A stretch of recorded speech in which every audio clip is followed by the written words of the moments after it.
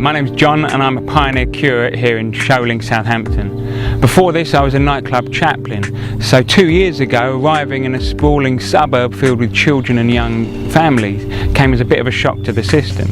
And for a moment I forgot myself and I thought that being a pioneer was supposed to be about being edgy or radical or about being on trend. But then I remembered, coming to Sholing forced me to remember that being a pioneer is simply about being willing to put yourself somewhere new for the sake of the mission of Jesus.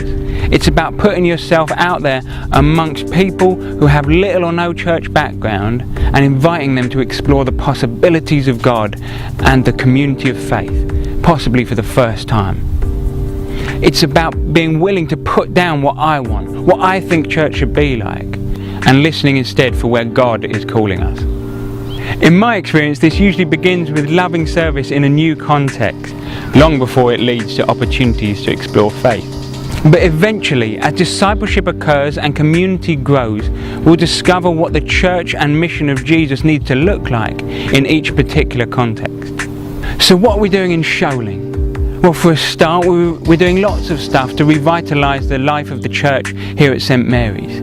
It's really good, it's really exciting, we're seeing new growth, but it's not pioneering. It's simply doing church well. So what are we pioneering here in Sholing? We're working with local schools and colleges to explore prayer and spirituality, engaging hundreds of children and young people in creatively exploring the possibilities of God through prayer, through art and storytelling, and through faithful experimentation as we look at what church might need to look like in these contexts.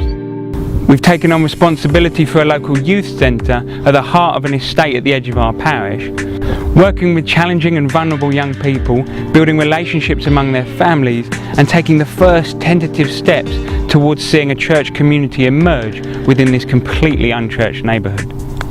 We're also looking at establishing a community mission house which will resource mission in the parish but will also enable us to work more effectively with people in their 20s and 30s and to explore what church might look like around the meal table. We're developing partnerships and friendships in the local pubs, with community groups, anywhere where there are people who wouldn't normally come to church. And most importantly, we're listening out for wherever Jesus may be calling us to join in with his mission, wherever that may take us. It can be scary sometimes. Often we have no idea what's coming next. So I always try to remember the story of Moses sending the spies into the promised land. In the Bible we find that the majority of the spies returned fearful, claiming that the land is impossible to conquer and populated by giants. But Joshua and Caleb returned confident that the rich and fertile land could be taken with a little ingenuity and a lot of help from God.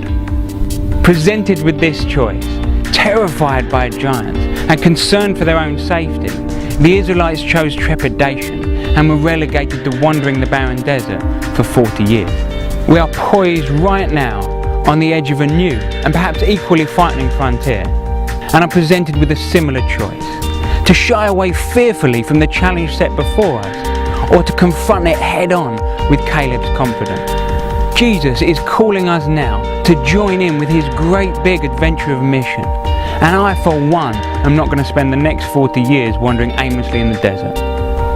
I'd rather be killed by giants.